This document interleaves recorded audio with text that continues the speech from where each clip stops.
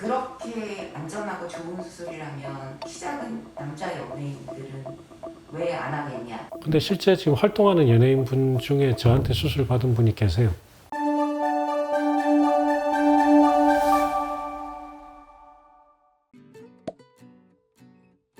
저희 유튜브랑 카페에서 댓글들을 좀 모아봐서 좀 질문을 드리려고요. 진료를 보러 오신 환자들 중에 연부조직이다 이렇게 얘기를 했던 환자들이 있었나요? 가끔 있어요. 근데 말씀을 대부분 안 하시기 때문에 제가 모르는 상태에서 진료를 하는데 가끔 연부 조직이다라고 이야기하시는 분도 계시고 유튜브 잘 보고 있다 이렇게 이야기하시는 분도 계시고. 병원에 검진을 받으러 오셨는데 쑥스러워서 자기가 연부조직인 거를 말씀 못했다고 하더라고요. 네, 그러신 분들이 많으실 거예요. 근데 저 같은 경우에도 막상 진료 볼 때 연부 조직이라고 말씀하시면 저도 좀 쑥스럽더라고요. 말씀하시는 게 좋죠. 저도 이제 좀 쑥스러움이 많다 보니까 뭐 이렇게 연부 조직입니다 뭐 이렇게 하면 저도 그러세요 하고 막 이렇게 하면 좋은데 저도 예 감사합니다 이 정도로 하니까 제가 뭐 이렇게 하는 게 저도 숫기가 많지 않아서 그렇다라고 이해를 해주시면 좋을 것 같아요. 어쨌든 말씀해 주시면 기분 좋죠. 경원을 하고 싶으신 분인데 어느 정도 기준치가 되는 키가 되어야 된다고 하더라고요. 연장을 해서 그 키에 도달을 하면은 이제 경원을 할 수 있을지 없을지. 만약에 정말 그런 경호원을 나는 인생에 정말 이게 나의 그 꿈이고 꼭 하고 싶은데 물리적인 키의 제한 때문에 못한다 그러면 또 애매하네 그죠? 그 경호를 하면 또 그런 운동 능력이 좋아야 될 거 아니에요.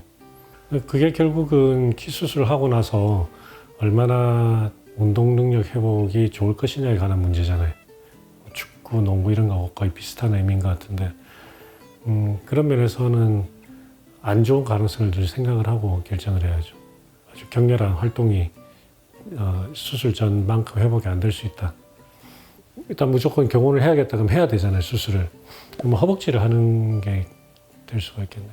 허벅지를 하는 경우에는 그런 운동 능력이 수술 전과 똑같이 회복되는 경우 확률이 굉장히 높은 편이거든요. 원래 또 운동을 좋아하셨던 분은 회복을 또 잘하는 경향이 있고 허벅지는 또 회복이 좋고 하니까 허벅지 하시는 게 제일 좋은 선택일 것 같아요. 경원을 만약에 하겠다면은 허벅지를 좀 더 좋은 수술법이 있다면은 허벅지 무조건 프리사이즈잖아요. 우리 인피디가 아직까지 학습이 덜 됐는데 왜냐면은 그런 질문도 있었거든요. 허벅지를 이제 일리자로프로 할 수 안 돼. 단점 너무 많기 때문에 안 돼요. 허벅지 연장은 간단히 이야기하면 프리사이즈 전과 후로 나뉜다고 생각합니다. 프리사이즈 전에는 어쩔 수 없이 외고정을 했어요. 많은 문제가 있음에도 불구하고 물론 아무 문제 없이 끝나는 경우도 많죠. 근데 확률적으로 문제가 생길 확률이 되게 높은 편이라는 이야기. 예를 들어서 택시를 탄다. 그럼 우리가 아무 생각 없이 타잖아요.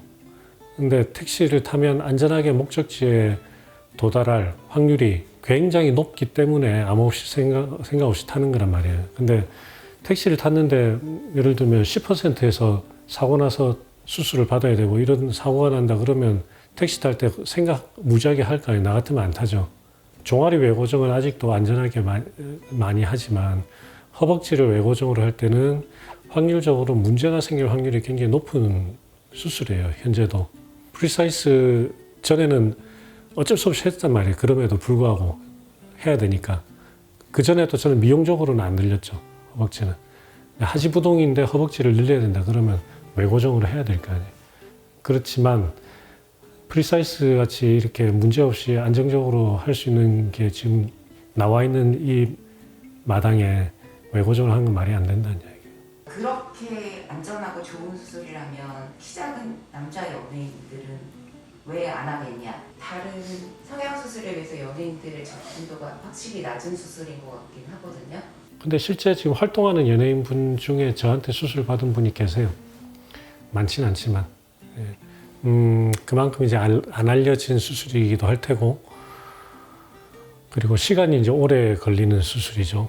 그래서 활동을 하고 있는 분들이 하고 나서 뭐 잠깐, 예를 들어서 뭐 한 달 정도 잠깐 좀 쉬다가 다시 복귀할 수 있는 수술이 아니잖아요. 최소한 반년이 걸리고, 그리고 이제 이 수술에 대한 아직 인식이 별로 좋지가 않죠. 예전에는 누구든지 연예인이든 아니든 성형수술하고 나면 숨어서 지냈잖아요. 근데 어느 순간 무슨 프로에서 어떤 분이 나 성형수술했다라고 딱 오픈을 하는 그 순간이 있었어요. 그 이후로 성형수술하는 거는 그냥 농담처럼 이야기하는 게 됐거든요.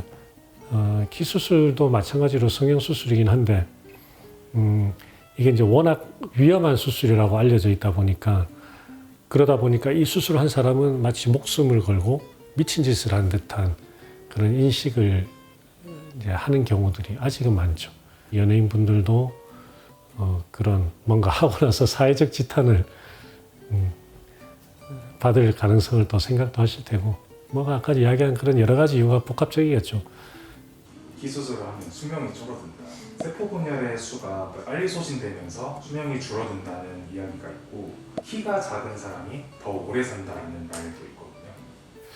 과연 모르겠어요. 그거는 뭐 의학적인 근거는 없으니까 사지 연장술을 한다고 해서 노화가 촉진된다 이런 건 없고 어떤 일이든지 간에 비단 뭐 키 수술이 아니더라도 뭔가 집안에 큰 일이 있었다든지 아니면 큰 일을 겪고 나면 사람이 좀 이게 팍 늙어버리는 수가 있잖아요. 저 같은 경우도 개원하고 확 늙었잖아요. 그런 거에 하나의 이유가 될 수도 있겠죠. 이 수술 자체가 엄청 스트레스풀한 수술이고 과정이니까. 근데 뭐 이걸 늘린다 해가지고 그것 때문에 빨리 어떻게 되고 수명이 줄어들고 이런 거는 아니죠. 허벅지 프리사이즈 7cm 후 수영이 가능할까요? 라는 질문이 있었는데 이 수술과 관계없이 수영은 다리 수술하고 나서 할 수 있는 재활 중에 제일 좋아요. 좋은 이유는 뭐냐면 근육을 빨리 회복을 시켜야 되거든요. 근육은 여러 가지로 중요하지만 관절을 보호해주는 아주 튼튼한 우군이라고 생각하면 돼요. 근육을 빨리 회복을 시켜야 되는데 근육이 약한 상태에서 또 무리하게 근육을 훈련을 시키다 보면 관절이 그것 때문에 또 스트레스를 받거든요. 되게 이게 아이러니컬하죠. 근육을 훈련시켜야 되는데 근육을 훈련시키는 동작 자체가 또 스트레스를 주니까. 그렇기 때문에 관절에 스트레스를 안 주면서 근육을 훈련시키는 게 중요한데 그게 가장 좋은 게 물속에서 하는 거예요. 물속에는 부력이 있으니까 관절이 스트레스를 거의 안 받거든요. 거기서 훈련을 하는 게 제일 좋아요. 운동으로 먹고 살아야 되는 거 아니다.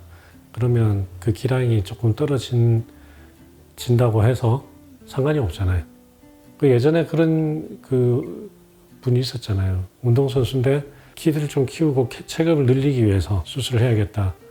3cm 정도만 키워야겠다고 어떤 병원을 갔는데 그 병원에서 괜찮다고 7cm 늘리라 해서 그 운동선수 생활 완전히 끝나버렸어요. 잘 돼도 끝날 수 있는데 또 더구나 수술도 잘 안 돼가지고 완전히 선수 생활 끝나가지고 했던 분이 계시잖아요.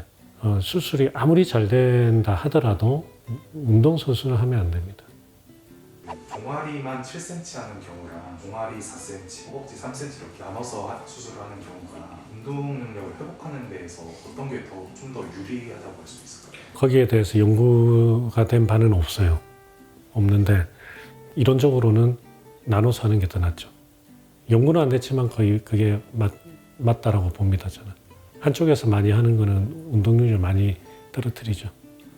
다리가 길어지게 되면 무게중심 같은 게 좀 달라질 것 같아서요. 뭐 보드 타기라든지 스케이트라든지 영향을 좀 많이 받을까요? 그걸 집중적으로 사실 연구한 적은 없지만 수술을 한 사람들이 겨울에 스키나 보드 타고 와가지고 잘 타고 왔다 이야기는 많이 들었거든요. 괜찮냐? 그러니까 전혀 뭐 거기에 대해서 문제 있었던 사람은 없었던 걸로 보아. 아마 그런 정도는 상관이 없는 것 같고 오히려 쪼그려 앉는 거. 쪼그려 앉으면 보통 이 엉덩이가 여기 닿는 위치가 이게 있잖아요. 이렇게 하면 엉덩이가 이제 발 쪽으로 어느 정도 이렇게 닿는 위치가 있는데 종아리를 연장하게 되면 이게 더 뒤로 가죠.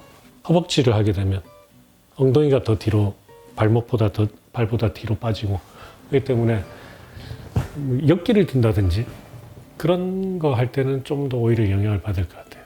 환자분들이 그 얘기도 하시죠. 뭐 이제 저러다가 넘어지는 거 아니냐고. 그럴 수 있어요. 그래서 오늘도 아직 수술하고 얼마 안 된 분인데 집안 어르신들이 아직 모르기 때문에 가서 절을 해야 될 것 같은데 해도 괜찮냐고 물어보신 적이 있는데 지금은 아직 회복이 충분하지 않으니까 하시지 말라고 했거든요. 그냥 발목 다쳤다 이야기하고 근육 회복이 다 되고 났는데 허벅지 종아리 이 비율이 달라졌다고 해서 절을 못하거나 아니면 절을 할 때 넘어지거나 하지는 않는 것 같아요.